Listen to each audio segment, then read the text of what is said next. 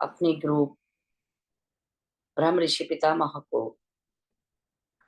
साष्टांग नमन करते हुए, सभी गुरुओं को नमन करते हुए हम आज का सत्र आरंभ करते हैं।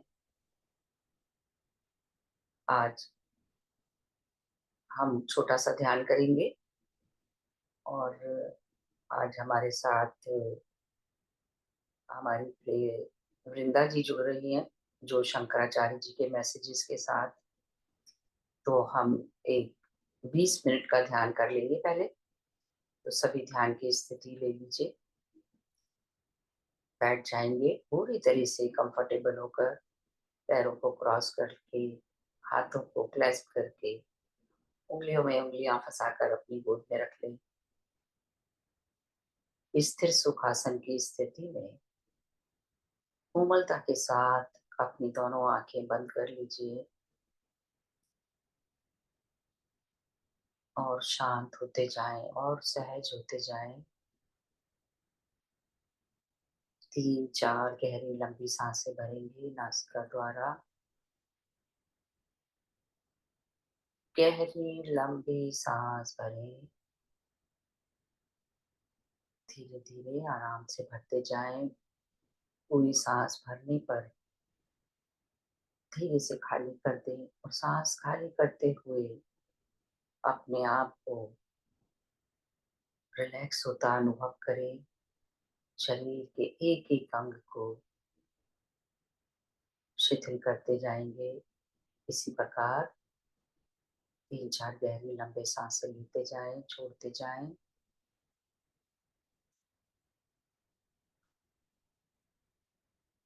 सांस बाहर करते हुए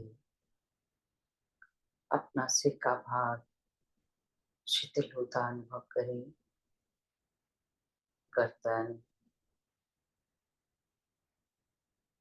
दोनों हाथ, हाथों के मसल्स, जॉइंट्स,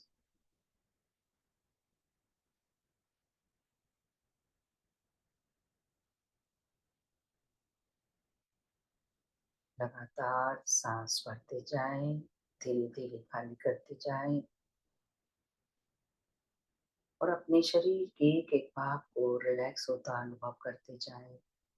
सभी एब्डोमिनल मसल्स, चेस्ट मसल्स, रीढ़ की हड्डी, बैक मसल्स, कमर का हिस्सा, पेल्विक रीजन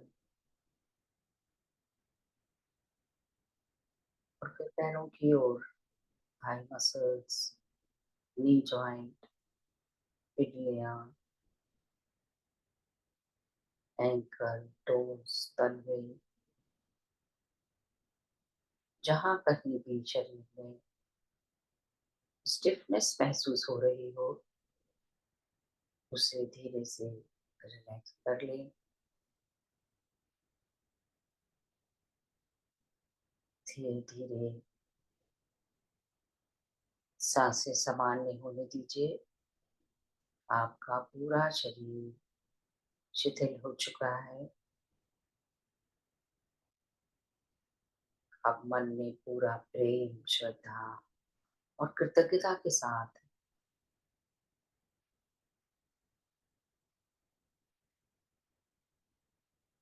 अपने अंतर में खो जाएं।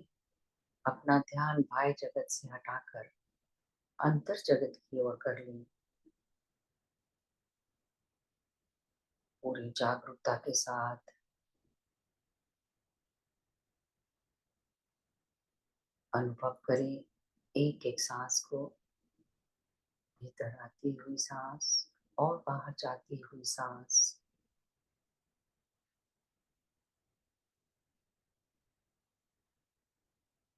हम आनापानासति ध्यान के माध्यम से अपनी सांसों के साथ जुड़कर ध्यान की गहराइयों में जाएंगे।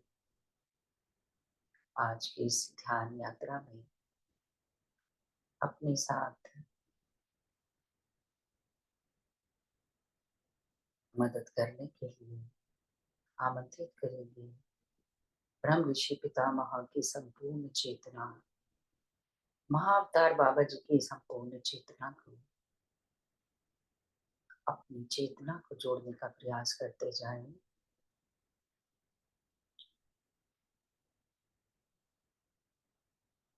सभी गुरुओं को नमन करते हुए आवाहन करें सभी ऋषि मुनियों, सभी सिद्ध पुरुषों को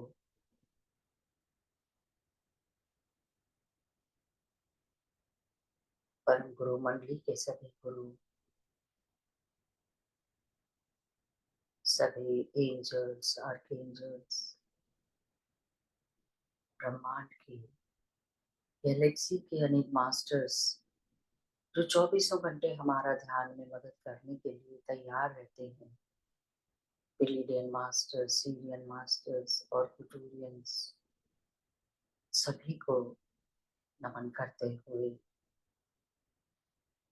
अपने अपने स्पिरिट गाइड्स और हायर सेल्फ को इनवाइट करिए और अनुभव करें हम सभी एक विशाल गोल्डन पिरामिड के नीचे बैठकर अपनी भूत चेतना से जुड़कर ध्यान कर रहे हैं। जैसी भी जिसकी सांसें आ रही हैं उसमें किसी प्रकार का कोई बदलाव ना करें, सिर्फ अनुभव करते जाएं एक एक सांस को, एक एक सांस के प्रति सहज और सचेत बने रहें। वर्तमान के इन क्षणों में अपने शरीर को निमग्न होता महसूस करिए। आप और शांत होते जा रहे हैं और सहज होते जा रहे हैं। पूरे साक्षी भाव से एक एक सांस के उस सेंसेशन को महसूस करें। भीतर आती हुई सांस, बाहर जाती हुई सांस। जैसा कि गौतम बुद्ध ने बताया कि जब हम अपनी सांसों के साथ जुड़ते जाते हैं तो धीरे धीरे हमारा मन विचारों से खाली होने लगता है और इसी अभ्यास के साथ हम गहरी शून्यता को महसूस कर पाते हैं, अनुभव कर पाते हैं। और वही सांसें जो हमें भौतिकता में एक हवा की तरह महसूस होती हैं, भीतर आती हुई और बाहर जाती हुई, तो जब हम शून्यता में पहुंच जाते हैं तो यही सांसें प्राण शक्ति बन जाती हैं, जो हमारे अंदर हर प्रकार की शारीरिक, मानसिक और भावनात्मक शक्तियों का विकास करती है, आध्यात्मिक शक्तियों का विकास करती है। शरीर के कण कण में भरती हुई इस ऊर्जा को महसूस करिए। सहज सांसों के साथ बने रहें।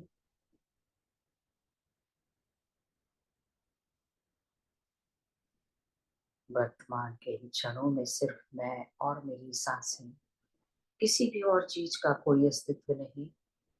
थोड़ी देर के लिए अपनी हर प्रकार की पहचान, अपना व्यक्तित्व और सक्रिय मन को भी पिघल जाने दें, एक साइड में कर दीजिए। हर भीतर आती हुई सांस आपको ध्यान की गहराइयों में ले जा रही है। तेजी के साथ भरती हुई उस प्राण शक्ति, उस जीवनी शक्ति को महसूस करिए। प्रेम, प्रकाश और ऊर्जा से भरी हुई तेजी से पिरामिड के नीचे बैठकर 3 गुना अत्यधिक मात्रा में भरती हुई एक झरने की तरह हमारे ऊपर उस ऊर्जा का जैसे बारिश हो रही है। पूरे विश्वास और समर्पण के साथ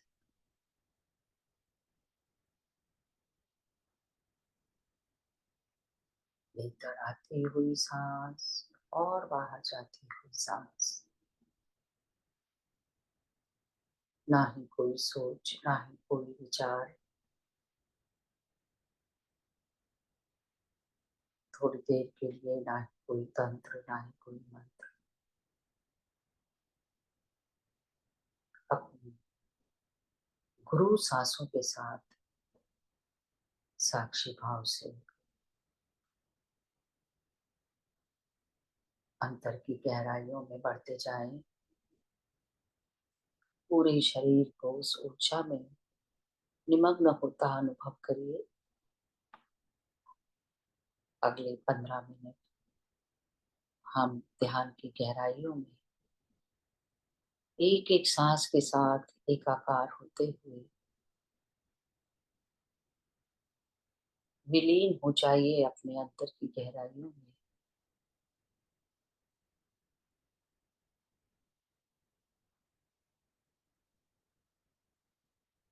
असीम शांति गहराती हुई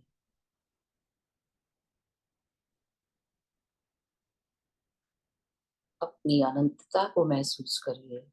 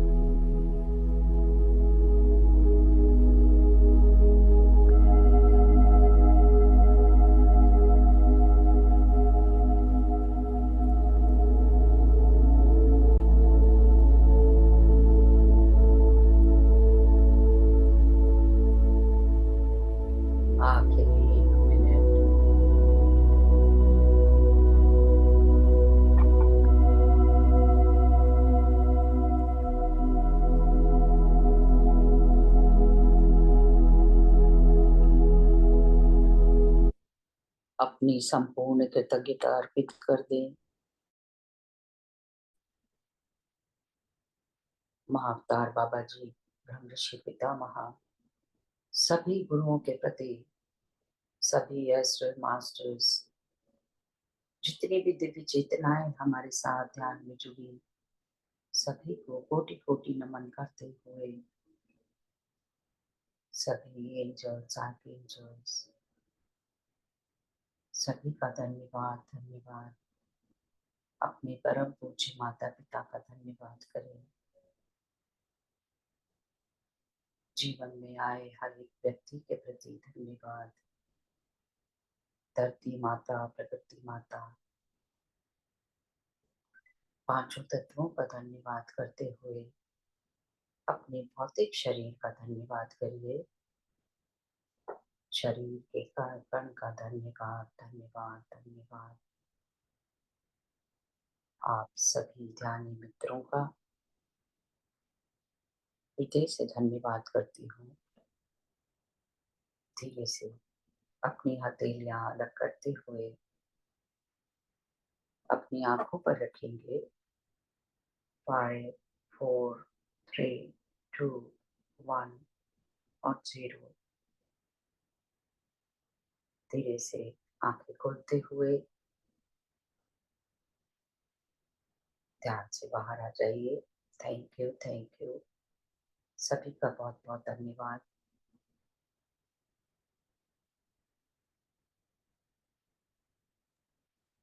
जी, हमारे साथ थैंक यू। हमारी प्रिय वृंदा जी जुड़ चुकी हैं।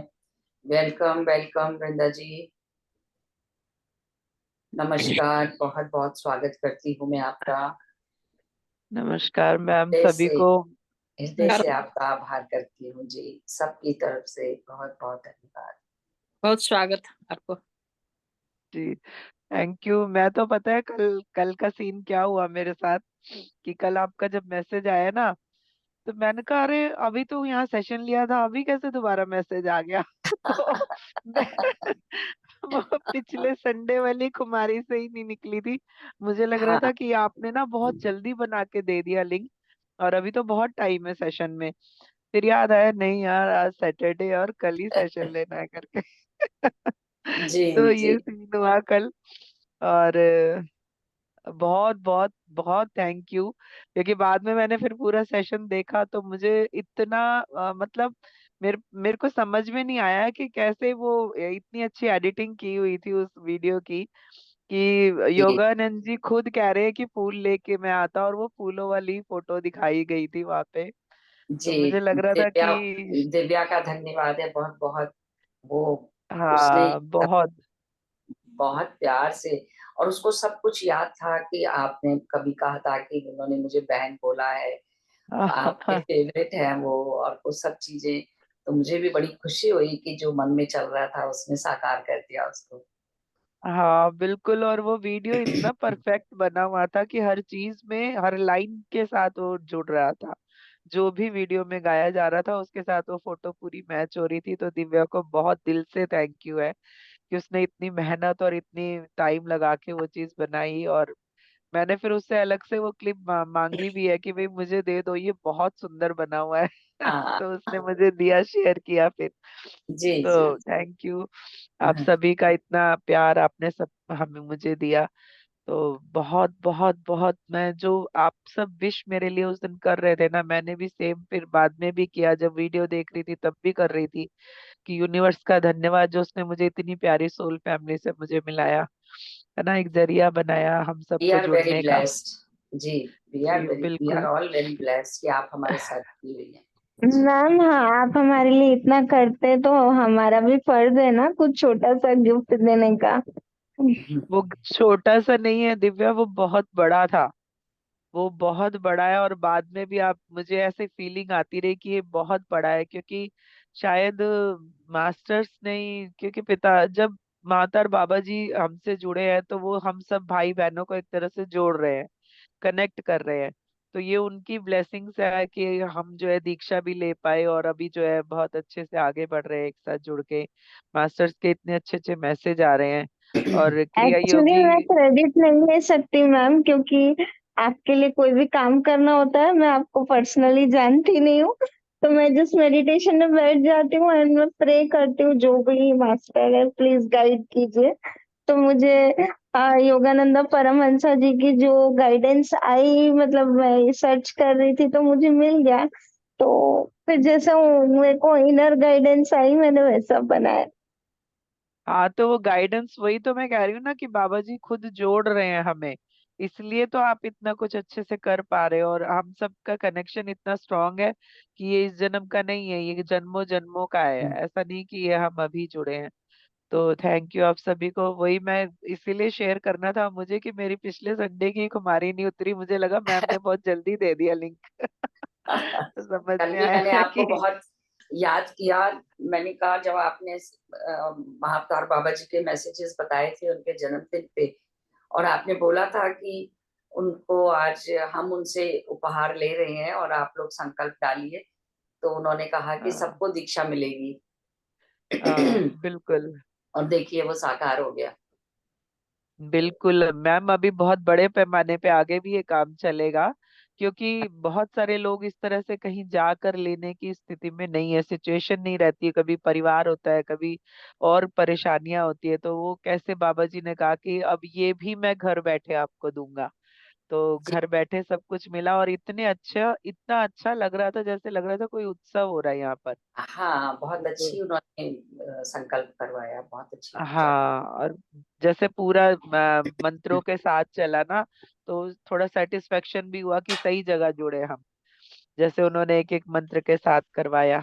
तो अभी ये और एक अगले हफ्ते भी शायद है, तो जो लोग नहीं जुड़ पाए वो नेक्स्ट वीक जुड़ सकते हैं और ले सकते हैं, या अपने लोगों को ग्रुप का लिंक दे सकते हैं, ये ताकि आज भी ज्यादा है? से ज्यादा। अभी नहीं, लिंक आया? नेक्स्ट वीक होगा ना अभी।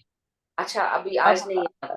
नहीं, अभी इसकी जो आज हुई है दीक्षा, इनकी प्रैक्टिस चलेगी अब, हाँ, और फिर प्रैक्टिस उसके बाद, चलेगी इसकी। हाँ, फिर नेक्स्ट वीक शायद फिर होगा, अच्छा क्योंकि कुछ अच्छा। ऐसी बात हुई है कि एक बार और होगा।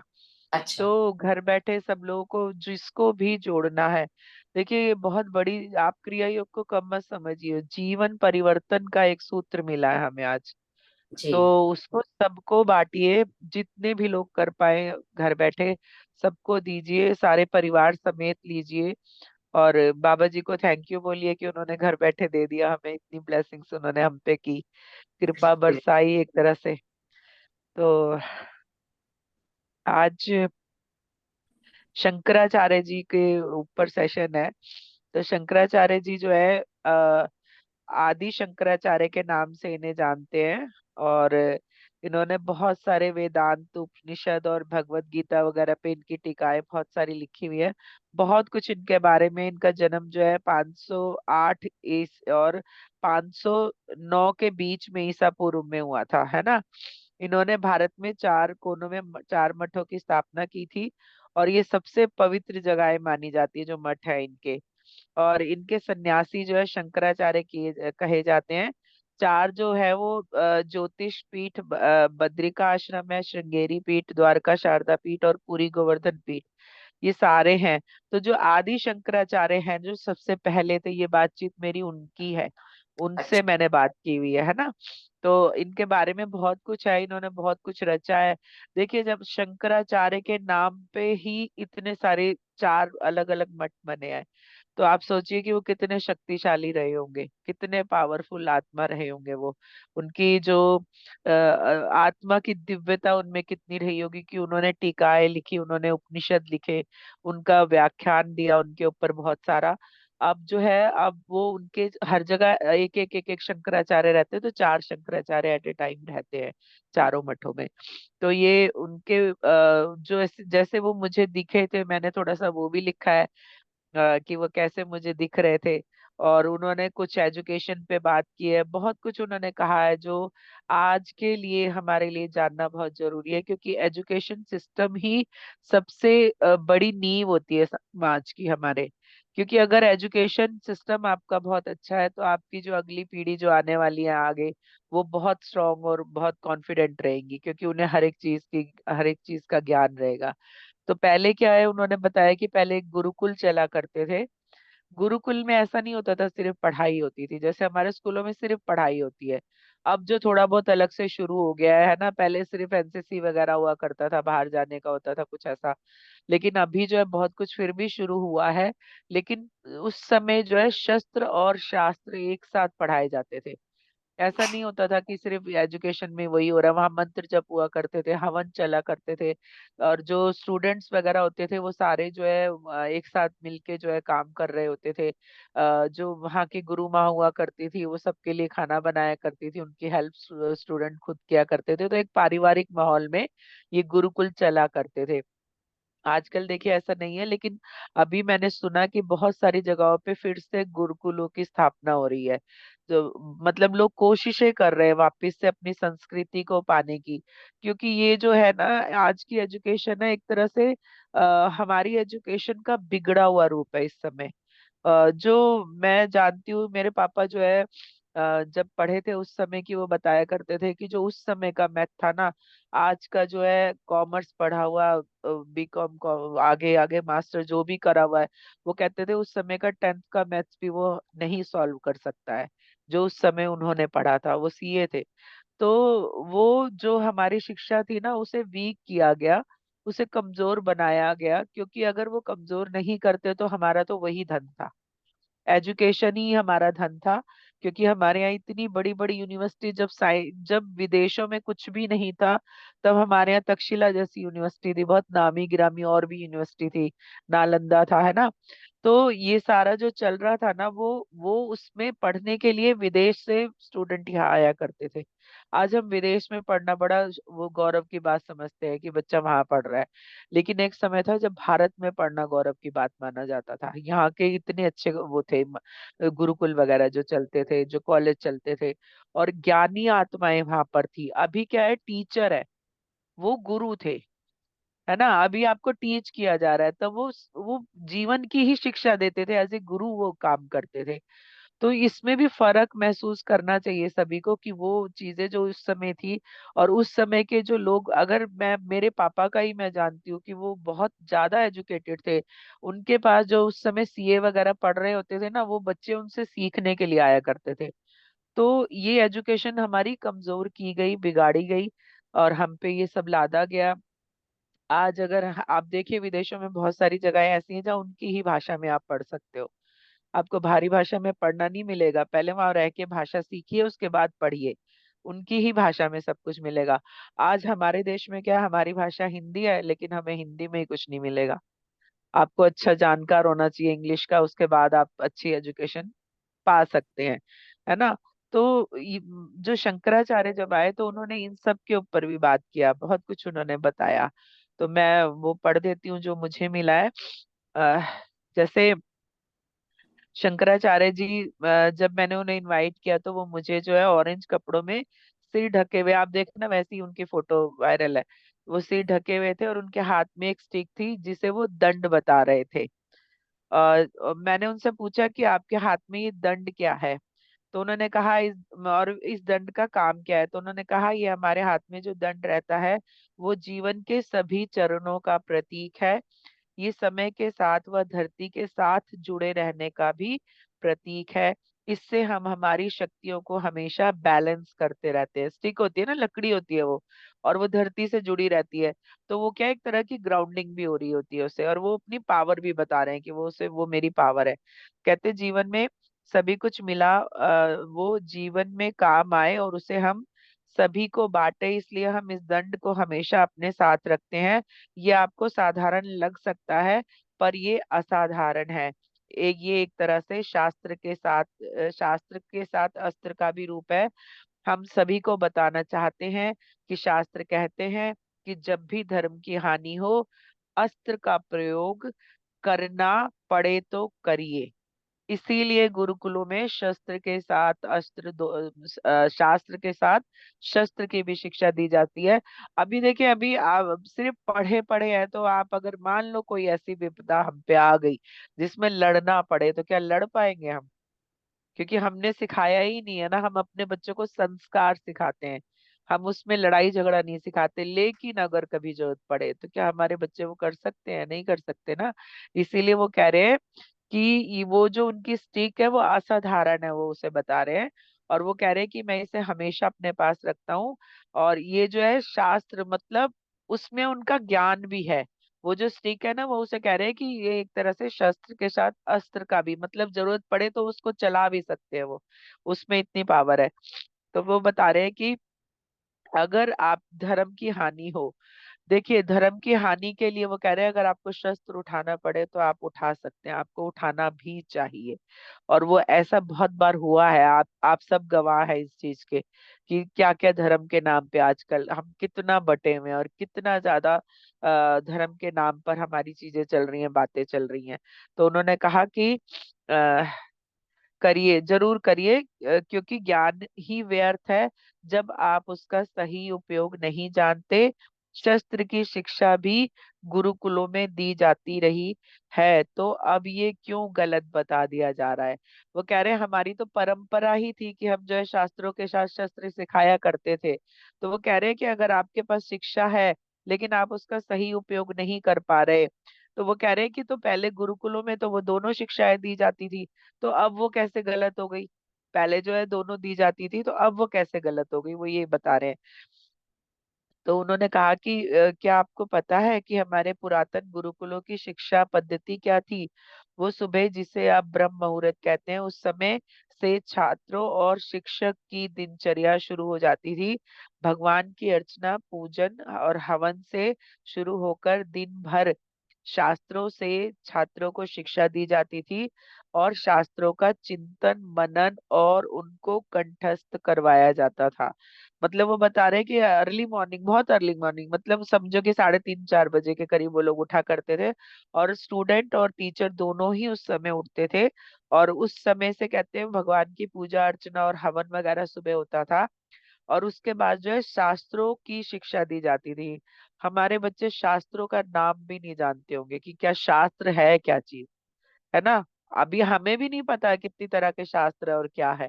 तो हम अपने बच्चों को आगे कैसे कुछ बता सकते हैं अपनी संस्कृति के बारे में। तो वो कह रहे हैं कि जो उस समय के स्टूडेंट थे ना, वो शस्त्रों के साथ साथ शास्त्र दोनों की करते थे। तो वो दिन भर क्या करते थे, शास्त्रों पे वो दिन में चर्चा होती थी, उनको वो याद कराया जाता था, और उनको एक्सप्लेन किया जाता था, समझाया जाता था। फिर वो कह रहे हैं कि जिससे आप जीवन के सत्य को जान पाए और उस पर चल सके। देखिए शिक्षित व्यक्ति ही अपने जीवन को सही तरह से मेंटेन कर पाते हैं, है ना। और उस पे संगत का भी असर होता है, सबसे बड़ी बात कि आपकी संगत का असर आप पे बहुत होता है। तो जिस तरह की वो शिक्षा देते थे, उस तरह की संगत भी उनके साथ रहा करती थी, मतलब बच्चे उसी एक साथ ही रहते थे और एक जैसे ही विचारधारा के, तो उसका भी उन पे असर पड़ता था। तो वो कह रहे हैं कि इसलिए आप सत्य को, जीवन के सत्य को जान सके, इसलिए वो शास्त्रों की भी शिक्षा बहुत जरूरी थी। तो कह रहे वो सभी के लिए अनिवार्य था, चाहे वो राजकुमार हो या साधारण मानव। तो अगर हम कहें कि सभी जन साधारण या राजा के अधिकारियों के बच्चे, राजकुमार, सभी एक साथ पढ़ते थे। तो वो कह रहे हैं कि ऐसा था वहां पे कि गुरुकुल जो होते थे उसमें जो है प्रजाजन भी पढ़ के बच्चे पढ़ते थे, राजाओं के भी पढ़ते थे, और राजा के जो अधिकारी होते थे उस समय के, उनके बच्चे भी वहां पर एक ही साथ पढ़ते थे और ज्ञान प्राप्त करते थे। उसमें हथियारों की शिक्षा भी शामिल थी, धनुर्धारी भी थे। गुरु को प्राप्त दीक्षा के अनुसार दिव्य अस्त्रों का की शिक्षा भी दी जाती थी। अभी वो ये बता रहे हैं कि वो ज्ञान प्राप्त करते थे, मतलब शास्त्रों की, लेकिन उन्हें हथियारों की भी शिक्षा दी जाती थी, जिसमें धनुर्विद्या होती थी। और फिर जो गुरु को जिन दिव्य अस्त्रों की, जैसे ब्रह्मास्त्र है, और बहुत सारे अस्त्र उस समय चला करते थे। तो अभी क्या होता है, हम कैसे ढूंढते हैं ना कि स्पेशल टीचर, मतलब एमडी, जैसे मास्टर किया हुआ है ना, ऐसा कर हम ढूंढते हैं। तो उस समय मेरे को लगता है क्या ढूंढते होंगे कि किन गुरु के पास ज्यादा दिव्य अस्त्र है ना, कि वो उनकी शिक्षा दे सके, शायद वो तब ऐसा ढूंढते होंगे कुछ। क्योंकि वो कह रहे हैं कि गुरु को प्राप्त दीक्षा के अनुसार दिव्य अस्त्रों की भी शिक्षा दी जाती थी, मतलब गुरु को जितना पता हो, जिस तरह के अस्त्रों के बारे में पता हो, वो गुरु उस अस्त्र की भी आपको शिक्षा देते थे। तो कह रहे इसलिए गुरुकुल का चुनाव किया जाता था, और बड़े से बड़े ऋषि आश्रम में बच्चों को भेजा जाता था। जैसे हम ढूंढते हैं ना बड़े नामी गिरामी स्कूल है, कौन सा स्कूल बहुत बढ़िया है, वहां पे क्या चल रहा है, तो वो गुरुकुल वहां पे उस समय ढूंढे जाते थे कि कौन सा गुरुकुल ज्यादा अच्छा है, जहाँ पे ज्यादा ज्ञान और जो है संस्कार दिए जा रहे हैं। तो वो कह रहे हैं फिर गुरुकुलों का चुनाव किया जाता था और बड़े से बड़े ऋषि आश्रम में बच्चों को भेजा जाता था। जैसे आज आप स्कूल चुनते हैं, ऐसे ही उस समय ऋषि आश्रम चुने जाते थे। मतलब कि कौन से ऋषि के आश्रम में ज्यादा ज्ञान बांटा जा रहा है या ज्यादा वो नॉलेज वाले हैं, ज्यादा दिव्यस्त्रों की जानकारी है, शास्त्रों की ज्यादा जानकारी है, उस हिसाब से वो कह रहे हैं गुरुकुल या ऋषि आश्रम चुने जाते थे। हर उम्र के लिए अलग आश्रम होते थे और ऋषि इस तरह से जनसाधारण को अपनी ली हुई शिक्षाओं और दीक्षाओं से परिचित कराते थे। तो वो कह रहे हैं कि हर उम्र के लिए अलग अलग गुरुकुल होते थे, जैसे हमारे यहाँ प्राइमरी है, फिर सिक्स है, फिर कॉलेज है। तो ऐसे ही उस समय भी कह रहे हैं हर उम्र के लिए अलग आश्रम होते थे। और उस समय के जो ऋषि वो गुरुकुल चला रहे होते थे, वो अपनी नॉलेज के हिसाब से लोगों को शिक्षा और दीक्षा से परिचित करवाते थे। देखिए, अभी टीचर होना अलग बात है, गुरु होना इसलिए भी अलग बात है। वो उसमें फर्क क्या है? अभी टीचर क्या होगा, वो आएगा पढ़ाएगा चला जाएगा, है ना, उसको नेक्स्ट क्लास में जाना है।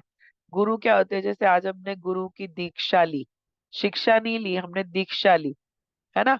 अब वो हमारे गुरु बन गए, कि गुरु दीक्षा मिली तो वो हमारे गुरु बन गए। अब वो हमें अपने साथ अपने बराबर में चलाने के लिए हमें रेडी कर रहे हैं। उनमें अपना अपनापन है, अपना एक भाव आ जाएगा, गुरु और शिष्य का संबंध आ जाएगा। लेकिन टीचर और शायद स्टूडेंट के साथ में शायद ही ऐसा कभी कभी होता होगा, जब बच्चों के अच्छे रिलेशन किसी एक टीचर से या टीचर के अच्छे रिलेशन बच्चों से होते हैं, क्योंकि उनका काम है, उन्हें पेमेंट मिल रही है, वो आते हैं पढ़ाते हैं, वो अच्छा करना चाहते हैं बच्चों के साथ। लेकिन जिस जिस तरह की इस समय सिचुएशन है, बच्चों के अंदर जो एक गुस्सा है, कुछ भी वो कर जाते हैं, तो टीचर भी आजकल क्या करते हैं कि अपना काम करके चले जाते हैं, क्योंकि उन्हें भी पता है कि क्या करना है। वो भी चाहते हैं कि बच्चे तरक्की करें, अच्छा पढ़े लिखे। लेकिन जिस हिसाब से आपके स्कूल में बच्चे पढ़ते हैं या जिस माहौल से वो आते हैं, उस हिसाब से टीचर भी उसी तरह का बिहेव करते हैं। लेकिन गुरु और शिष्य में ये नहीं होता। आपके गुरु जो एक बार बन जाते हैं ना, वो कहते हैं कि जन्मों जन्मों के लिए होते हैं, इसलिए दीक्षा का बहुत महत्व है गुरु शिष्य परंपरा में। ठीक है। और स्टूडेंट और टीचर में ये नहीं है। वो स्टूडेंट और टीचर का यही है कि वो आएंगे पढ़ाएंगे और चले जाएंगे आपको, है ना। लेकिन गुरु जब हाथ पकड़ेगा आपका, तो आप जीवन के हर एक मोड़ पे, हर एक सिचुएशन में वो आपका साथ देने के लिए तैयार हो जाते हैं, है ना। तो फिर वो बता रहे हैं कि वो अपनी शिक्षाओं और दीक्षाओं से परिचित कराते थे। ध्यान साधनाओं का भी महत्व होता था, साधना पर ज्यादा ध्यान दिया जाता था, व व्यायाम पर भी, क्योंकि ध्यान के माध्यम से ही आप अपनी ऊर्जा को उच्च स्तर का कर पाते हैं। तो वो कह रहे हैं कि ध्यान साधनाएं भी हुआ करती थी उस समय, और इनका भी बहुत ज्यादा महत्व है। वो इसलिए बता रहे हैं क्योंकि वो कह रहे हैं कि ध्यान के माध्यम से आप अपनी ऊर्जा को बढ़ा सकते हैं। जैसे अभी क्या है, आप ध्यान कर रहे हैं तो बच्चों की जो है मेमोरी बहुत शार्प हो जाएगी, याददाश्त तेज हो जाएगी उनकी, है ना, उनके शरीर में एनर्जी रहेगी, अच्छे एक सोच आएगी ध्यान से, उनका ऑरा पॉजिटिव होगा, हर एक चीज में मतलब ग्रोथ मिलेगी आपको। तो वो कह रहे हैं व्यायाम भी कराया जाता था, एक्सरसाइज, और उसके साथ ध्यान भी बहुत जरूरी था उस समय करना। फिर वो कह रहे हैं कि आप जब ध्यान करते हैं ना, तो आप अपनी ऊर्जा को समझ पाते हैं। तो मतलब वो भी यही बता रहे हैं कि देखिए, मेरे साथ जितने भी मास्टर्स ने बात किया है ना, सबने कहा है कि ध्यान का बहुत महत्व है, आप ध्यान जरूर कीजिए। आपके पास समय कम है ना, आप उठ के 10 मिनट सुबह और सोते समय 10 मिनट भी ध्यान करेंगे तो बहुत है। लेकिन जुड़े रहिए, कनेक्ट रहिए, कंटिन्यूटी से जुड़े रहिए। ऐसा नहीं आज कर लिया फिर 10 दिन किया ही नहीं, फिर 2 दिन कर लिया फिर 4 दिन छोड़ दिया। आप बेशक से 10, जब आपको टाइम है आप ज्यादा करिए, जब आपके पास टाइम नहीं है तो 10 मिनट मिनिमम जरूर करिए, है ना। और आपकी एज जितना ध्यान तो बहुत ही जरूरी है करना हर एक के लिए। आपकी जितनी उम्र है उतना ध्यान आपके लिए बहुत है, लेकिन अगर ज्यादा करेंगे तो रिजल्ट और भी अच्छे आएंगे उसके, है ना। फिर वो कह रहे हैं, तो इस तरह हमारी उस समय की शिक्षा पद्धति बहुत ही उच्च स्तर की थी। मतलब गुरुकुल की शिक्षा को वो कह रहे हैं कि वो बहुत ही हाई लेवल की थी, बहुत अच्छी थी। अपने देश ही नहीं, विदेशों से भी छात्र हमारे गुरुकुल में आया करते थे, और यहाँ पर शिक्षा प्राप्त करना एक गौरव की बात हुआ करती थी। हमारा देश सोने की चिड़िया कहलाता था। वो पैसे से तो कहलाता ही था, लेकिन ज्ञान के लिए भी वो सोने की चिड़िया था, इतना ज्ञान भरा पड़ा था। कहते जब तक्षशिला की यूनिवर्सिटी, शायद तक्षशिला ही है शायद उसका नाम, यूनिवर्सिटी जब जलाई गई थी, या नालंदा की या तक्षशिला की, मुझे ध्यान नहीं है ठीक से। तो वहां पे कहते हैं अगले 3 से 6 महीने तक वो किताबें जलती नहीं थी। सोचिए कागज कितनी जल्दी जल जाने के बाद वो 6 महीने जल रहा है या 3 महीने जल रहा है, तो सोचिए कितना ज्ञान हमारा जला दिया गया। वो कहते हैं वो जो उस समय लोगों को याद रहा ना, वो अब किताबों के रूप में बाद में दिया गया। लेकिन जो बहुत कुछ ऐसा था जो गुप्त ज्ञान था हमारा बहुत सारा, जो बहुत सारे लोगों को वहीं जाके मिलता था, वो बहुत कुछ नहीं रहा हमारे पास। तो हमारे जो हमारे खजानों को तो लूटा ही गया देश से, लेकिन हमारे ज्ञान को भी लूटा गया, बर्बाद कर दिया गया उसे, है ना, हर तरह से। कल किस जो भी आया उसने अपनी तरह से उस पे काम किया बर्बाद करने का, है ना। तो फिर वो कह रहे हैं कि गौरव की बात हुआ करती थी, हमारे यहाँ आके पढ़ना, भारत में आके पढ़ना उनके लिए गौरव की बात हुआ करती थी। तो देश विदेशों से भी जो है स्टूडेंट वहां पर आया करते थे। गौरव की बात हुआ करती थी, हमारे ग्रंथों को पढ़ना और जानना व ध्यान के माध्यम से ऊर्जा के स्तर को बढ़ाना और उनसे जुड़ना ही हमारे विचारों को प्रभावित करता है। देखिए हमारा बहुत सारा ज्ञान ना अब यहाँ से जाके वहाँ पेटेंट हो गया उनके, बहुत सारी नॉलेज की चीजें। अभी बहुत सारे लोगों को ये भी नहीं पता होगा कितनी हमारी बातों का वहाँ पेटेंट हुआ है, जो हमारे शास्त्रों में लिखी हुई है। तो अभी इस तरह से भी चुराया गया ज्ञान को, जो लोग आए वो यहाँ से नॉलेज लेके अपने नाम पे उसे प्रसारित किया, है ना। जैसे कीरो का मैं जानती हूँ, कीरो ने जो है कीरो की न्यूमरोलॉजी बहुत ज्यादा फेमस है। लेकिन कीरो ने खुद बताया कि उसने वो नॉलेज जो है पूना के एक ब्राह्मण परिवार से ली थी न्यूमरोलॉजी की, और वो बिल्कुल उसकी 100% परफेक्ट बैठती है उसकी न्यूमरोलॉजी। तो सोचिए कि हमारे पूना के एक ब्राह्मण परिवार की जो है शिक्षा वहाँ कीरो के नाम से चल रही है ना, ये सोचिए आप। क्योंकि हमारे यहाँ ऐसा चलन नहीं था ना कि कोई अधिकार जमाना, हक जमाना। हम बहुत सीधे साधे लोग थे, सच्चे लोग थे, हैं, थे नहीं, अभी भी हैं। तो वो जो लोग थे ना, उन्हें ये सब नहीं पता था, इस तरह से वो नहीं जानते थे चीजें। तो बाहर वालों ने यहाँ से ही ज्ञान लेके, यहाँ से ही पढ़ के वहाँ यहाँ की चीजों को अपने नाम से प्रसारित किया हर जगह। तो वो कह रहे हैं कि आप जो है ध्यान साधना जरूर कीजिए, क्योंकि ये आपको जो है आपके विचारों को भी प्रभावित करता है और आपके ऊर्जा के स्तर को भी बढ़ाता है। तो कह रहे हैं वह एक अच्छा मानव बनने में हमारी मदद करता है। आप जैसे जैसे देखिए हम लोग ध्यान की सीढ़ी चढ़ रहे हैं, आपको लग रहा होगा ना हमारे विचार बहुत बदल रहे हैं।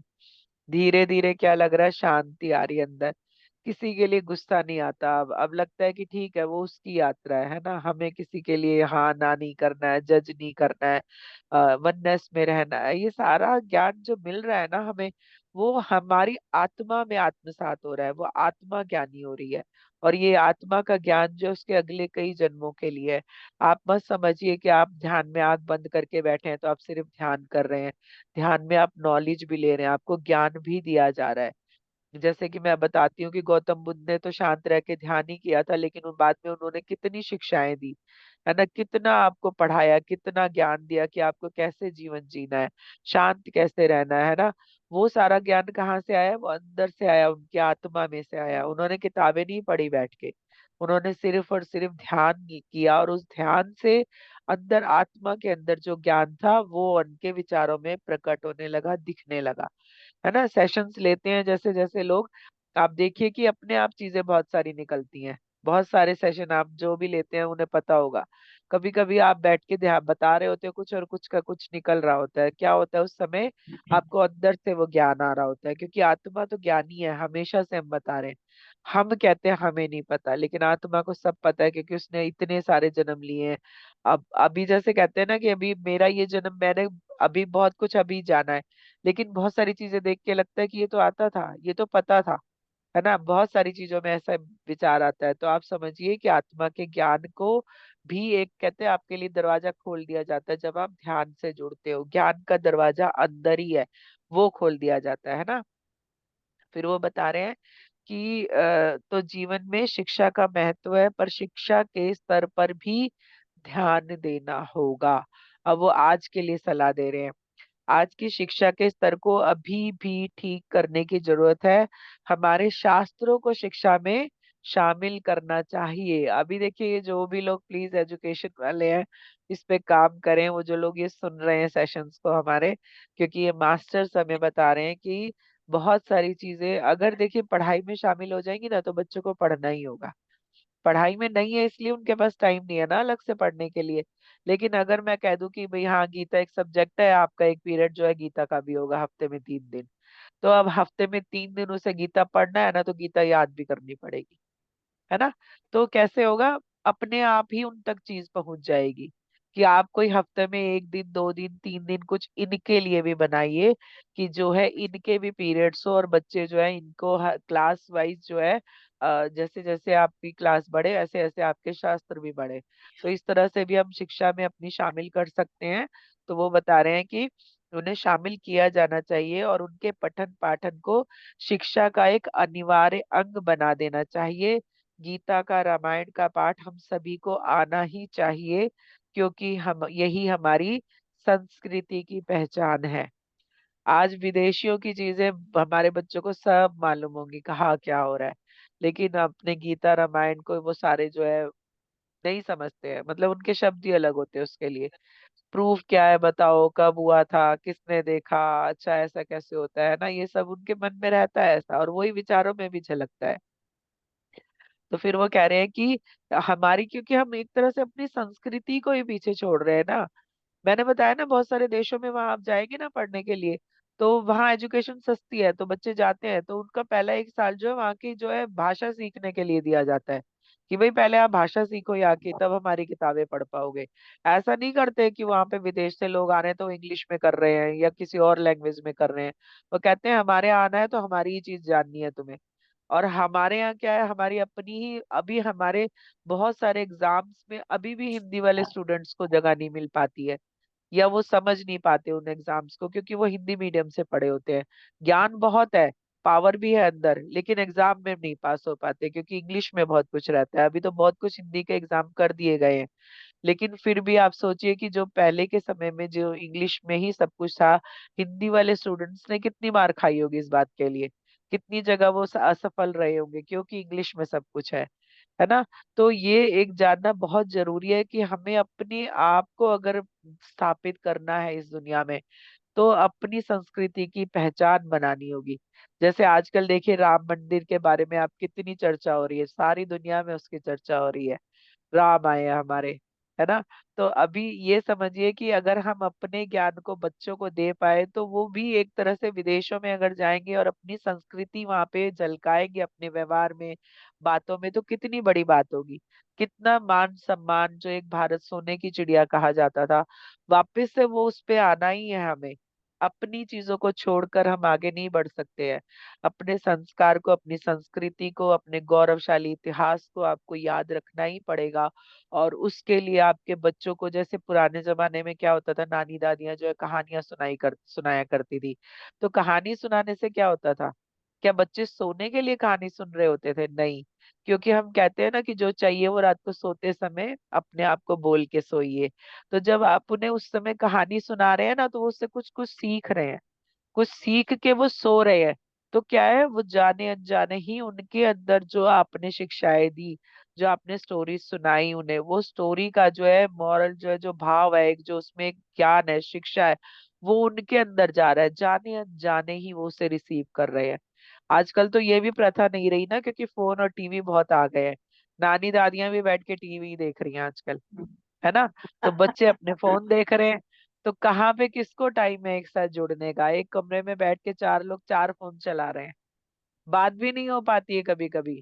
क्या हुआ स्कूल में, कुछ नहीं, फोन में लगे हैं बच्चे या टीवी देख रहे हैं, है ना। तो मुझे याद है पुराने जब हमारे फोन का चलन नहीं था और टीवी भी ज्यादा नहीं आता था, तो हमारा काम, मेरा तो यही काम होता था कि बच्चों को लेके बैठ जाना खाने के लिए और स्कूल की बातें उनसे करना।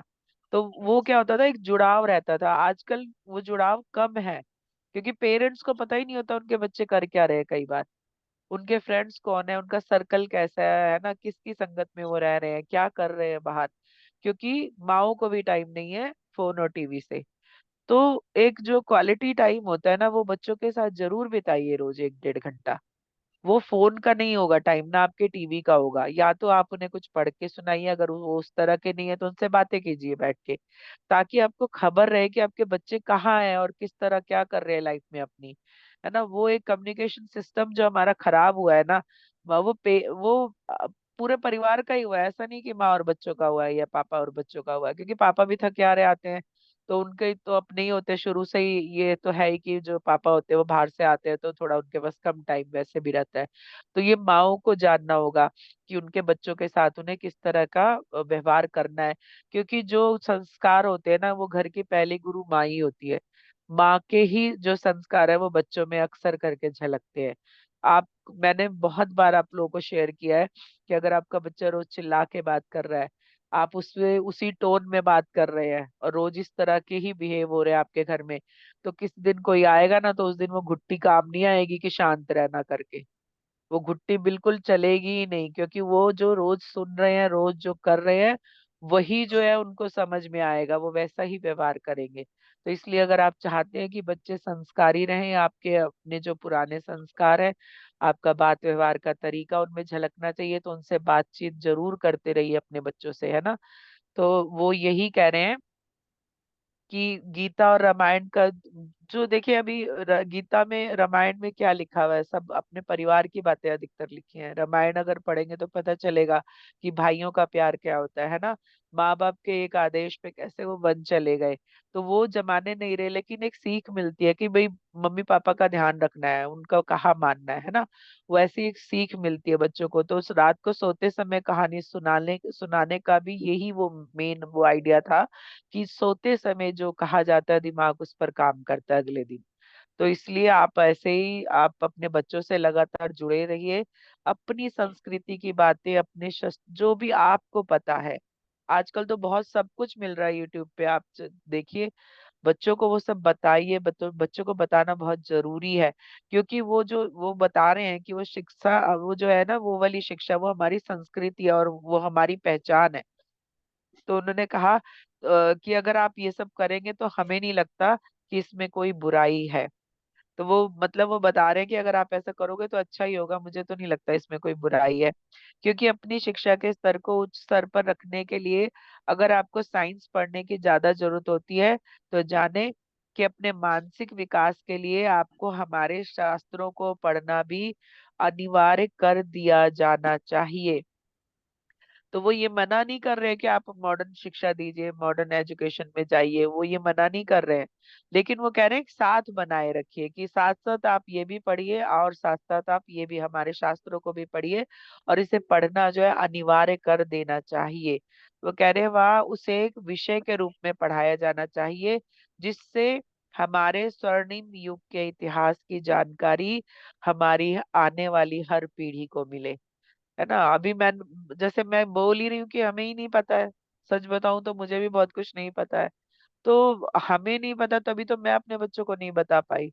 तो हम में से बहुतों को नहीं पता और हम अपने बच्चों को उस चीज से नहीं जोड़ पाए।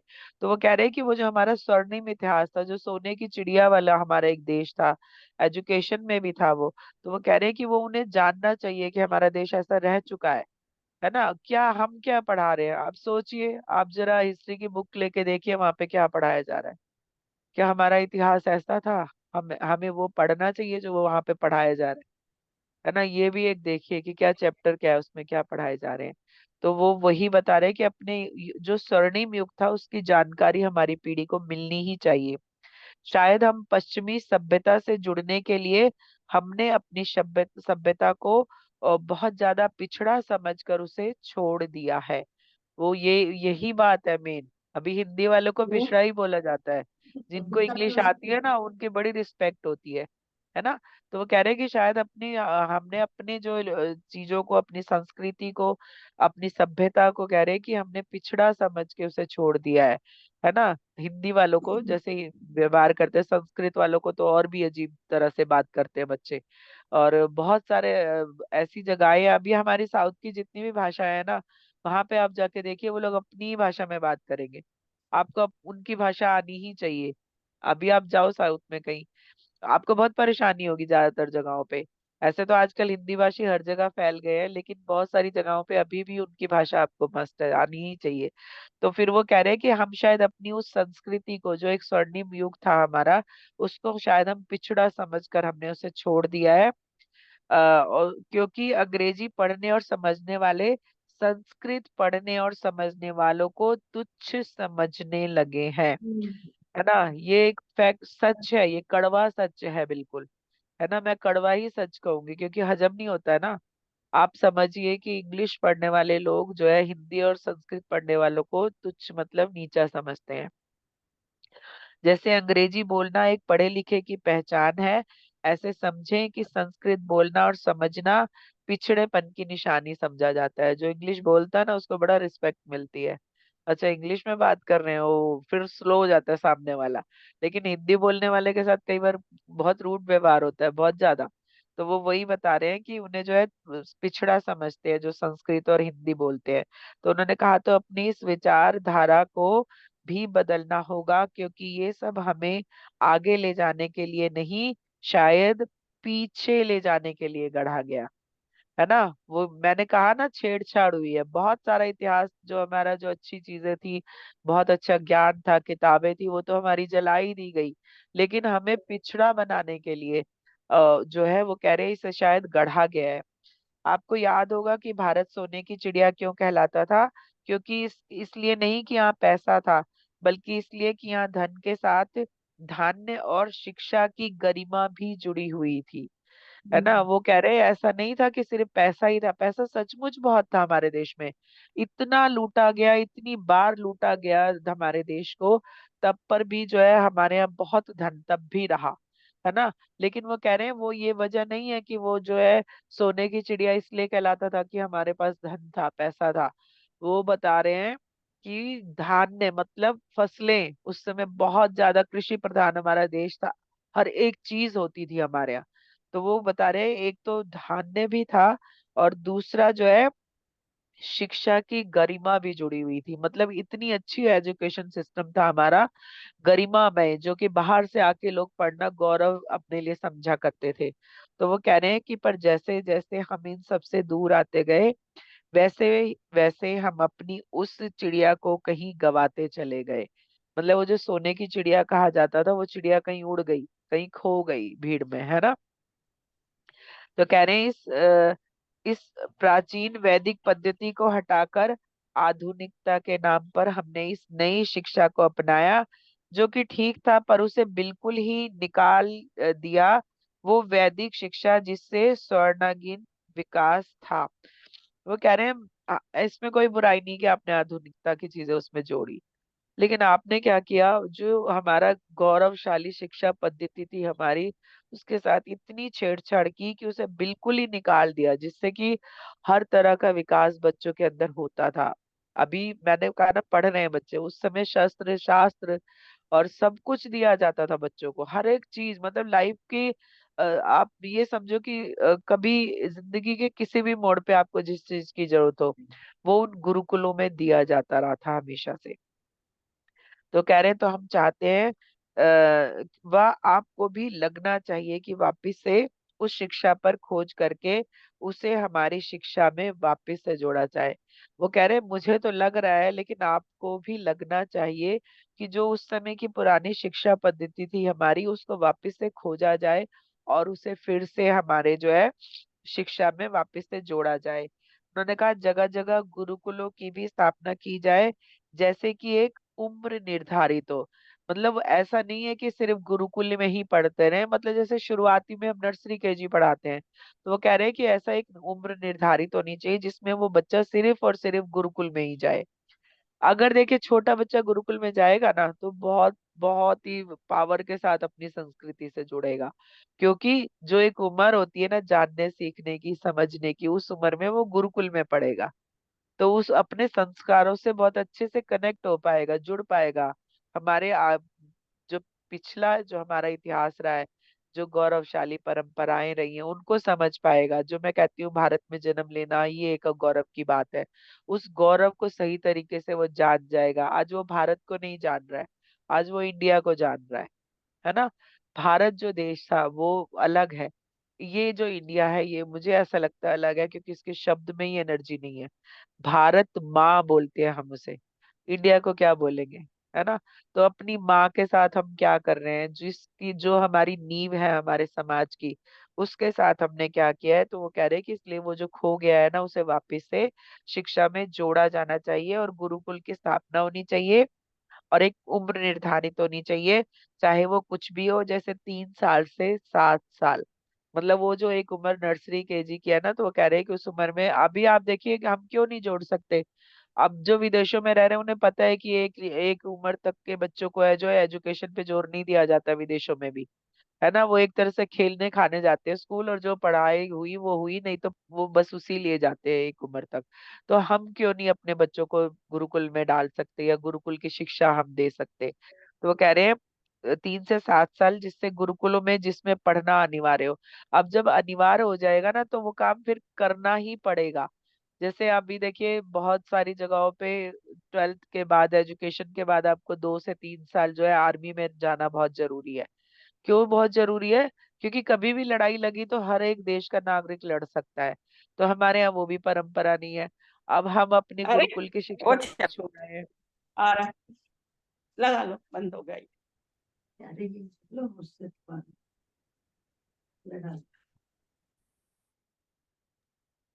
अभी हम जो है अपनी गुरुकुल की शिक्षा को भी पीछे छोड़ आए हैं। तो हम वो कह रहे हैं कि जैसे कुछ देशों में पढ़ने के बाद सेना में कुछ साल नौकरी करना अनिवार्य है, कुछ इस तरह से हमारे देश में भी ये नियम बनाए जाएं कि पहले उसे 7 साल तक वैदिक शिक्षा पर ध्यान दें, और उसके आगे भी एक विषय के रूप में उसे पढ़ाएं। मतलब 3 से 7 साल की उम्र तक आप उसको पूरी तरह से अपनी वैदिक संस्कृति से जोड़ें, और फिर उसके बाद एक सब्जेक्ट के रूप में भी उसे आगे पढ़ाएं, ताकि वो उससे जुड़ा रहे लगातार। फिर वो कह रहे हैं कि हमें लगता है कि ये जरूरी है और सभी को इस पर ध्यान देना चाहिए कि बच्चे उस सबसे जुड़ें जो हमारे पूर्वजों ने इतनी मेहनत से पाया था, इतनी मेहनत से पाया था। सो आप ही समझिए कि एक किताब अभी जलाओ ना तो 1 मिनट में जल के खत्म हो जाएगी। तो जो 3 महीने तक ज्ञान जला, 6 महीने तक जला, वो कितना विशाल था, है ना। तो वो कह रहे हैं कि जो हमारे पूर्वजों ने इतनी मेहनत से पाया वो हमने कहीं खो दिया है, हम उससे कहीं दूर निकल आए हैं। तो वो कह रहे हैं हमारे बच्चों को हक है इसका कि वो अपनी उस संस्कृति को, उस अपने वैदिक साहित्य से जुड़कर जान पाए। तो कह रहे हैं वो शिक्षा लुप्त ना हो, बल्कि उस पर अनुसंधान हो, रिसर्च हो उस पर, कि वो क्या थी और वो कैसे पढ़ाया जाता था, और अब हम कैसे उसे पढ़ा सकते हैं, अपने जीवन में उसे कैसे वापस ला सकते हैं, इस पे एक रिसर्च होनी चाहिए। फिर उन्होंने कहा ठीक है आज के लिए इतना ही, आपसे फिर बात करेंगे। आप चाहे तो हम हर बार किसी एक विषय या 1 या 2 सवालों पर ही बात करें, जिससे कि हम जो है अच्छे से समझा सकें। क्योंकि आपकी पुस्तक में वो जो सब चाहिए, जो समाज के सर्वांगीण विकास के में सहायक हो, सिर्फ अध्यात्म ही नहीं बल्कि सामाजिक विकास भी जरूरी है। मतलब वो मुझे बता रहे हैं कि जो तुम्हारी बुक आएगी ना, उसमें जरूरी नहीं है कि तुम अध्यात्म पे ही बात करो, तुम्हें तो जीवन के हर एक जो आपकी उम्र है, आपके पूरा विकास जिसमें निर्भर है, तो कह रहे हैं उस पे भी आपकी बातचीत होनी चाहिए उस बुक में आपकी। तो इसलिए आपको जो है पूरी तरह एक्सप्लेन करके हम बताएंगे। और फिर उन्होंने कहा कि अध्यात्म ही नहीं सामाजिक विकास भी जरूरी है, क्योंकि शांत मन ही शांत और सभ्य समाज की नींव है। हमेशा से जो है हमारे आज की पीढ़ी अगले समाज को बनाती है। तो आज हम जो हमारे घर में बच्चे हैं वही आगे का समाज है। और हम अपना समाज कैसे बना रहे हैं वो आप अपने घर और आसपास के माहौल को देख के समझ सकते हैं कि हमारा फ्यूचर क्या है ना, हमारे बच्चे किस तरह के बनेंगे। आप देखिए कि बच्चों में कितना गुस्सा है, इतना उन पे बर्डन है, और इतना ज्यादा उनको टेंशन रहती है, हमसे भी ज्यादा टेंशन में वो लोग रहते हैं। अगर आप देखो तो क्यों? क्योंकि भागम भाग इतनी है जीवन में, कुछ बनने की जो आस है ना, वो बच्चों को बेचारों को शांत नहीं रहने देती है। वो उनकी भी गलती नहीं है, इतना ज्यादा कंपटीशन है ना कि वो उसी में बेचारे उलझ के रह जाते हैं, चाह के भी कुछ नहीं कर पाते। आप फिर आप कैसे कर सकते हो? हमारा जो वैदिक जो पुराना जो एजुकेशन सिस्टम है उसको लागू करके आप उसको शांत कर सकते हो, क्योंकि उसमें ध्यान ज्ञान दोनों चीजें शामिल रहेंगी। तो बच्चे जो है थोड़ा सा शांत रह पाएंगे, और सभ्य समाज की नींव ही ये शांति है। अगर आप मन से शांत नहीं हो तो आपकी, अगर आप ही मन में शांत नहीं हो तो आपके घर में खुद अशांति रहेगी। अब सोचिए, जिन्होंने फ्यूचर बनाना है, अगर वो अशांत है तो समाज कैसा होगा? फिर तो पूरा समाज ही अशांत हो जाएगा ना। तो वो फिर वही बता रहे हैं कि समाज की नींव है, क्योंकि अशांति ही तो असभ्य समाज की जननी है। अशांति ही असभ्य समाज की जननी है। अभी जो सब कुछ चल रहा है उसमें आप देख रहे हो ना, 1 मिनट के गुस्से में लोग क्या क्या कर जाते हैं। तो ये क्या हो रहा है? ये समाज के साथ हो रहा है ना। लेकिन अभी एक चीज और समझनी है, जो मुझे मैसेज मिला है मैं वो आपको बता देती हूँ। हम क्या करते हैं, हम इंटेंशन भी दे रहे होते हैं जाने अनजाने। हम क्या करते हैं आजकल, जो है कुछ भी ठीक नहीं है। अरे बड़ी मारा मारी है, देखो ना कितना खराब हो गया, सब कुछ माहौल कितना खराब हो गया है। कुछ भी सेफ नहीं है, कोई भी सुरक्षित नहीं है, कुछ इस तरह के हम सेंटेंस हमारे हमेशा बोलते हैं ना, है ना। आजकल के बारे में, लड़कियां सेफ नहीं है, ऐसे वैसे क्या क्या बुराइयां करते हैं आज के बारे में। आप मत करिए मास्टर। क्यों? क्योंकि आपकी ही दी हुई इंटेंशन पे समाज बदल रहा है धीरे धीरे। आप ही बात नहीं कर रहे हैं, सभी बात कर रहे हैं ये। तो अभी क्या है, अपने शब्दों को भी बदलना पड़ेगा। अगर आपको एक सभ्य समाज चाहिए ना, तो आप तो एक शांति चाहिए आपको, लेकिन आपके शब्दों की भी एनर्जी फैल रही है वातावरण में। तो आप अपने शब्दों को भी बदलिए और ये समझिए कि आपको ये कहना है कि समाज में बहुत शांति है, सब मेल मिलाप से रह रहे हैं, है ना। ये ऐसे जो भी एक अच्छे अच्छे अच्छे शब्द आप समाज के लिए, जिस जैसा आप चाहते हैं कि समाज हो, उन अच्छे शब्दों का यूज करिए अपनी भाषा में, अपनी बातों में। जितना ज्यादा नेगेटिव शब्द बोले जाएंगे, समाज धीरे धीरे वैसे ही एनर्जी रिसीव करता जाएगा। हमेशा ध्यान रखिए, शब्दों की एनर्जी है। आपके कहे हुए शब्दों पे काम हो रहा है, बार बार बता रहे हैं, आपके भाव पे काम हो रहा है। अगर आप डर की एनर्जी के साथ ये सारे शब्द बोल रहे हो, तो वही डर की एनर्जी जो है समाज में एक्टिव हो रही है। वही चीज आपको देखने सुनने को मिलती रहेगी लगातार, अगर आपने ऐसी बातें जारी रखी अपनी। तो सबसे पहले तो न्यूज़ देखना कम कीजिए, क्योंकि उससे भी आपके विचार प्रभावित होते हैं, है ना। और दूसरे, अपने शब्दों का चयन सही कीजिए। आपको जैसा समाज चाहिए आप वैसी बातचीत करिए, या वैसी एक इंटेंशन दीजिए, या वैसे आप अपने भाव रखिए कि हाँ समाज में शांति है, सभी सुरक्षित है ना, सभी ध्यानी ज्ञानी हो गए, सभी शाकाहारी हो गए हैं। जो जो भी अच्छी अच्छी इंटेंशन है, आप जितनी वो अच्छे शब्द बोलेंगे, समाज धीरे धीरे वैसे ही बदलने लगेगा, है ना। तो वो कह रहे हैं कि तो हम सभी को प्रणाम करते हैं, हमारे ऋषि और मुनि संतों को, जिनकी वजह से भारतीय संस्कृति का सम्मान किया जाता है। तो वो कह रहे हैं कि मैं उन सभी ऋषि और संतों मुनियों को प्रणाम करता हूँ, जिनकी वजह से हमारी संस्कृति का इतना सम्मान है बाहर। हमारे यहाँ के ऋषि और संतों की कितनी महिमा है, सोचिए। और उनके बारे में विदेशी तक बात करते हैं। नीम करोली बाबा जी के ऊपर एक विदेशी ने ही उनके एक्सपीरियंस पे किताब लिखी है। तो विदेशी आके लोग जुड़ रहे हैं, विदेशी आके हमारी संस्कृति को सम्मानजनक बताते हैं कि हाँ यहाँ पे कुछ अलग तो है। लेकिन हम क्या अपनी संस्कृति से जुड़ पा रहे हैं? हमारे पास समय है क्या उससे जुड़ने का? तो अपने आप को इन सब चीजों से भी जोड़ना है। ये आप पिछड़ापन नहीं है, ये आप कहीं समझो कि आप ये कहोगे तो कोई आपको पिछड़ा कहेगा, नहीं। ये आपका अपनी संस्कृति से, अपने समाज से, अपने माहौल से जुड़ाव है, जो आपको होना ही चाहिए। हमारे अपने लिए जो हमें क्रिएट करना है ना, हमारे विचार कर रहे हैं, लेकिन हमारे विचार समाज का भी क्रिएशन कर रहे हैं, वहां भी क्रिएट कर रहे हैं एक एनर्जी। तो उसको भी थोड़ा सा अब बदलना पड़ेगा। तो वो कह रहे हैं कि मैं उन्हें प्रणाम करता हूँ, जिनकी वजह से भारतीय संस्कृति का सम्मान किया जाता है। लोग भारत को आदर की दृष्टि से देखते हैं, तो हमें फिर से वो सब अपनी इस पीढ़ी को देना है। उन्हें भी समझना चाहिए व जानना भी चाहिए। हमारे स्वर्णिम शिक्षा के युग को तो हम उम्मीद करते हैं कि आप इस पर जो है ध्यान दिया जाएगा। तो वो कह रहे हैं हमारी नई पीढ़ी तो ये सब चीजें जानती ही नहीं है, उसे तो पता भी नहीं है बहुत सारा कुछ। तो वो कह रहे हैं कि अपनी हमारी नई पीढ़ी को ये सब ज्ञान होना चाहिए कि हम कैसे इतिहास से जो है ताल्लुक रखते हैं, कितना गौरवशाली परंपरा है हमारी, वो सब अपने बच्चों को बताना बहुत जरूरी है। तो वो ये बता रहे हैं कि हम उम्मीद करते हैं कि आप इस पर ध्यान देंगे और इस पर काम भी करेंगे। फिर उन्होंने कहा चलते हैं फिर से मिलने के लिए, मिलने के वादे के साथ, चरे वेती अनंत ज्ञान की ऊर्जा से सभी जुड़े। ये वो सबके लिए प्रेयर कर रहे हैं कि अनंत ज्ञान, मतलब ज्ञान कभी खत्म नहीं होता। आपको लगता है कि आपको बहुत आ गया, आपको बहुत कुछ पता चल गया, लेकिन अभी भी बूंद है आपके पास। सिर्फ ये जो सागर है ना ज्ञान का, इसमें वो सिर्फ एक बूंद आपके पास आई है, आप इतना समझिए। तो वो कह रहे हैं अनंत ज्ञान की ऊर्जा से सभी जुड़े इसी आशीर्वाद के साथ। आपको भी धन्यवाद कि आप हमसे बात करके ये सब बता पाए। धन्यवाद, आभार, आदि शंकराचार्य कह के वो चले गए मास्टर। तो ये थी शंकराचार्य की राइटिंग, जिसपे उन्होंने सबसे ज्यादा जोर जो है एजुकेशन सिस्टम बदलने पे किया, और उसको कैसे बदलना है ये भी सलाह दी। तो मुझे लगता है कि कोई बुराई नहीं है कि अगर हम इतने सारे सब्जेक्ट पढ़ते हैं तो एक सब्जेक्ट के रूप में हम अपने पुराणों को भी शामिल करें, अपने शास्त्रों को शामिल करें, चाहे वो हफ्ते में 1 दिन हो, 2 दिन हो, ताकि बच्चे उसको जान पाए। क्योंकि उनके पास अपनी पढ़ाई से अलावा कुछ जानने को समय ही नहीं रहता है ना। उनकी भी गलती नहीं है, आजकल पढ़ाई का इतना बर्डन है, इतनी भागम भाग है, और इतना जो कंपटीशन है समाज में नौकरी के लिए, आगे अपनी तरक्की के लिए, तो उसमें उनकी गलती नहीं है कि वो इसमें नहीं जुड़ पा रहे। ये हमारी थैंक यू गलती है कि हम मैम। नहीं पा रहे हैं ना। तो अपनी अपने आप को आज भी बदलने के लिए आप सब तैयार हो जाइए।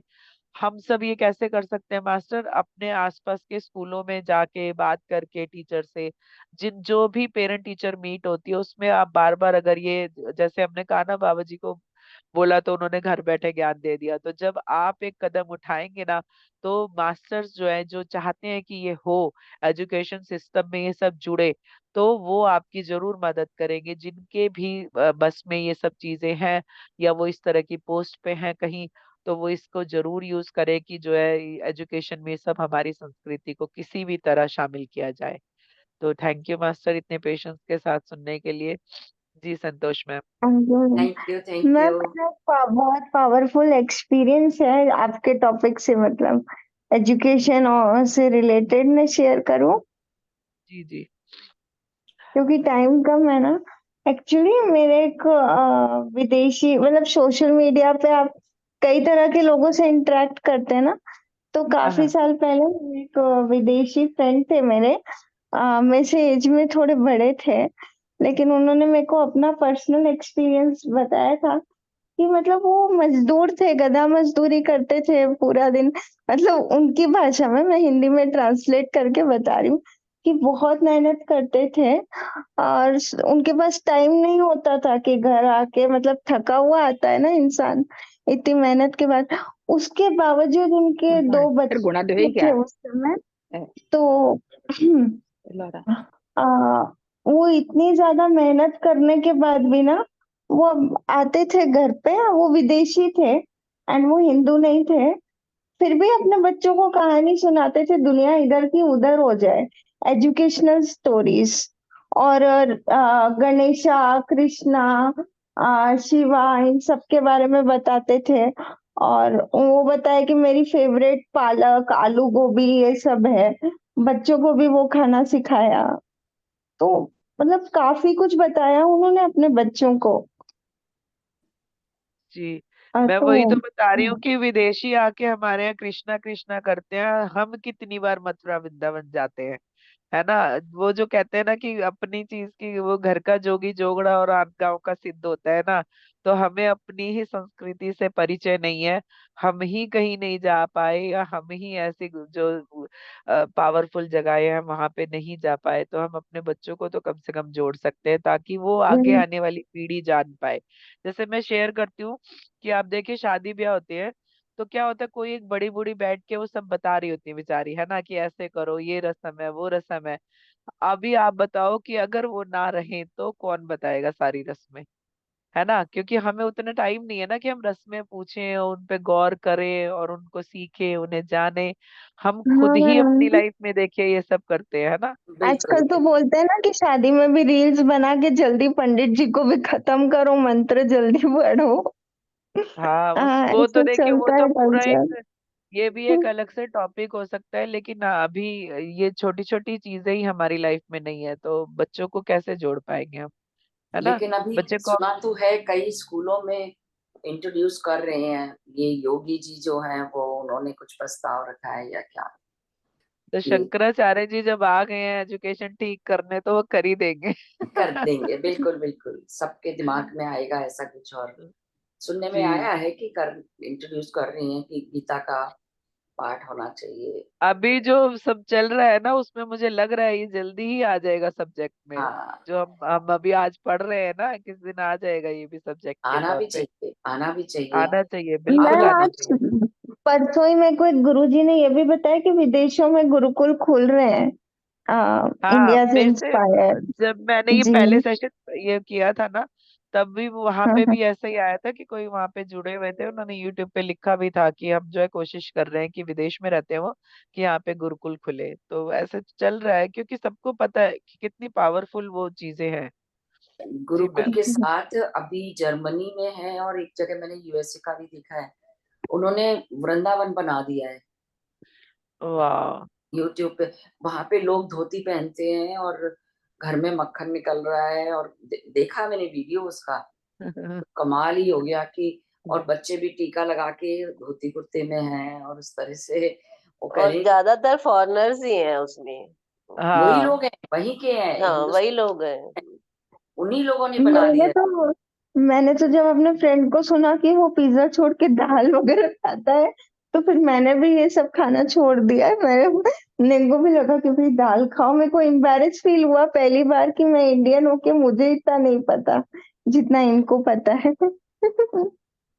अगर शर्म आ अगर गई। आप ये अगर आप ये चीज समझो कि अभी तो जैसे लोग भी बहुत ज्यादा हो गए तो एक मजबूरी हो गई है कि मल्टी स्टोरीज बिल्डिंग जो बन रही हैं।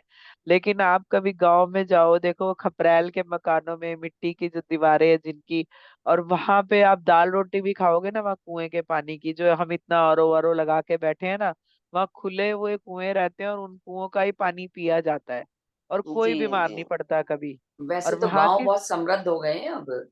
हाँ अब गांव नहीं, में भी मैं एक बहुत एक अच्छा। चीज में, जी। शहर हो गए हैं अब तो, गांव भी शहर ही हो गए हैं।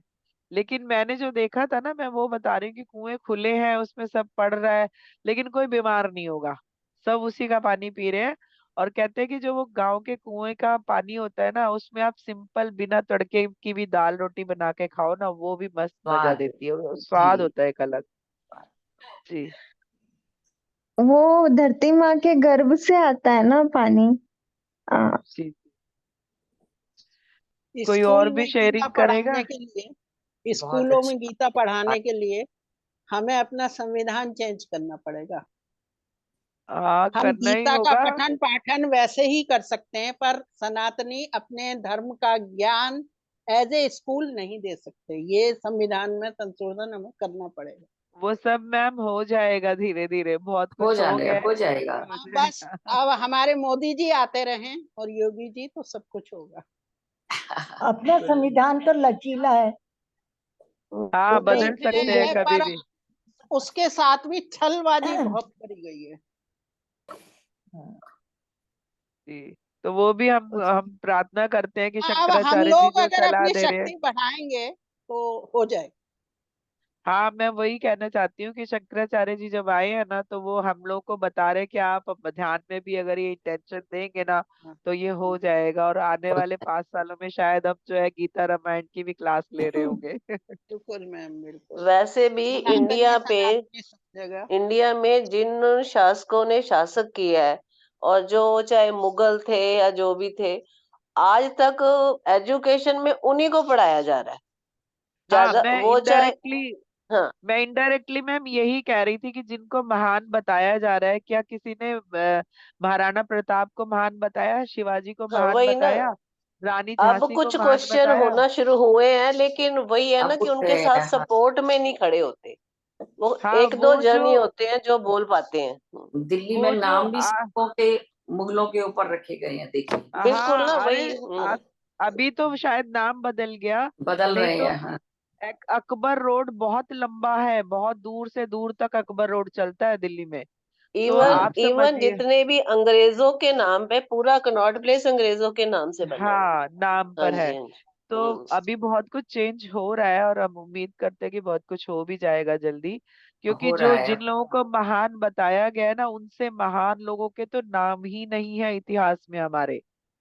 जी जो जी स्वतंत्रता के लिए लड़े, जो राजाओं के रूप में लड़े विदेशियों से, उनके किसी के नाम नहीं है। अभी नहीं मैंने है। एक दिन ऐसा वीडियो देखा था कि अकबर के मकबरे के लिए सरकार पैसा देती है उसकी मेंटेनेंस के लिए। और मुझे ध्यान में नहीं आ रहा, कोई रानी जो जिसने अंग्रेजों से लड़ाई की थी, उसके जो जगह है जहाँ पे वो उनको लक्ष्मीबाई। क्रियाकर्म नहीं नहीं, वो लक्ष्मीबाई नहीं है, वो उनकी जगह पे जो है वहां पे एक ईंट भी नहीं है ढंग की। तो मतलब हम कर क्या रहे हैं? हम अपनी ही संस्कृति को खुद ही पीछे कर रहे हैं, तो हम कैसे जान पाएंगे अपने इतिहास के बारे में? हमारे इतने राजा जो है इतनी बहादुरी से लड़े, है ना। जब ये राम मंदिर तोड़ा गया, जो रामलला का जो मंदिर है, उस समय कहते हैं वो घेरे बनाए थे राजाओं ने, हर एक राजा की सेना का एक एक घेरा होता था। तो कितने लोग शहीद हुए थे उस मंदिर को तोड़ने के लिए, है ना। तो हमारे, मैं नहीं कह रही हूँ, हम किसी के विरोध में भी नहीं है। हम सिर्फ एक अपनी संस्कृति की बात कर रहे हैं कि हमारी संस्कृति कितनी विशाल थी, कितनी महान थी। तो उस महानता को, उस सोने की चिड़िया को हमें वापस से लाना है। तो अपने जो है गौरवशाली परंपरा से जुड़ना ही होगा हमें, है ना। बिल्कुल। जी मैम। जी लेकिन मैम, बहुत आज अच्छे लगता है कि आपने अच्छे जी मैसेजेस दिए, सारा कुछ रिमाइंड कराने के लिए। और जी उन्होंने जो कुछ बताया तो बड़ा अच्छा लगता है। हम फिर से जुड़ पा जी रहे हैं, कनेक्शन महसूस करते हैं। जी। इसलिए मैम मैं कहती हूँ ना कि आप, अभी मैं पीछे किसी की भी ऑटो राइटिंग पढ़ रही थी, तो मुझे लग रहा था यार कितना अमेजिंग उन्होंने बताया है, बहुत कुछ। मतलब मैं अपनी ही राइटिंग जाके कई बार सुनती हूँ बैठ के, तो बल्कि मेरा बेटा मजाक उड़ाता है मेरा, कहता है अपने को ही सुनती रहती हूँ बैठ के। मैंने कहा मैं अपने को नहीं सुनती हूँ, मैं जो वो बोल रहा है मैसेज ना तो मास्टर, मैं उसको उनके सुन आए रही हैं। हूँ। जी। हाँ, उसको इतना नहीं पता है ना, तो कभी मैं लगा के किचन में काम कर रही होती हूँ तो वो हंसता है, कहता है कि अच्छा अपने को ही सुनती रहती हूँ बैठ के। असल में मैं सोचती हूँ कि कितने शानदार मैसेज वो मास्टर्स हमें दे रहे हैं, तो हम कितना फॉलो कर पा रहे हैं, ये बात कभी कभी मन में आती है मेरे। मैं ठीक बात अपने है। लेवल पे करने की कोशिश करती हूँ। अपने नेफ्यूज या छोटे बच्चे, एक छोटी बच्ची है, उसको रोज हम्म। रात में मैं 3-4 स्टोरी सुना देती है, एक बोल के वो 4 सुनती है। दुर्गा माँ की सुनाओ, कान्हा की सुनाओ, राम जी की सुनाओ, तो सुना देती हूँ उसको। बिल्कुल, हमें ये करना ही चाहिए। लेकिन कॉमिक्स भी जो बच्चे पढ़ते हैं ना, देखिए वो कॉमिक्स भी वही वाली पढ़ते हैं जो बाहर वाली है सारी। अगर अपनी जी देश जी। वाली कोई दे दो, रामायण अब की, गीता तो की, इसकी रीडिंग का अमर ना चित्र, बहुत कॉन्सेप्ट ही खत्म होता जा रहा है, अमर खत्म रीडिंग हो चित्र वाला गया। तो कथा अब रहा इतना ही नहीं। पहले लोग पढ़ते थे, हाँ, पर हम लोगों ने वही पढ़ी ना, नहीं। वो तो मेरी अब फेवरेट रहा ही थी। नहीं। नहीं है, मैं रमर चित्रकथा है अभी भी। नहीं नहीं, और मैं मेरी ही चीज बताती हूँ। मैं जब बहुत छोटी थी ना, तो मेरे पापा किताबों के बहुत शौकीन थे। तो हमारे घर में उस समय धर्मयुग, सरिता, ये सब बहुत आता था, बहुत मैंने पढ़ा है वो, और बहुत अच्छा होता था। मतलब जी पढ़ने में भी इंटरेस्ट आता था उसमें। जिस दिन मुझे सुबह पता चलता था ना जाते हुए कि आज तो धर्मयुग आया हुआ है, तो उस समय मैं ना घर, मतलब एक तरह से भाग भाग के घर आती थी कि आज नई किताब आई हुई है पढ़ने के लिए। हाँ बिल्कुल, वो ही तो इंटरेस्ट था। वो अब बहुत नहीं रहा अच्छा है वो सब। आता है।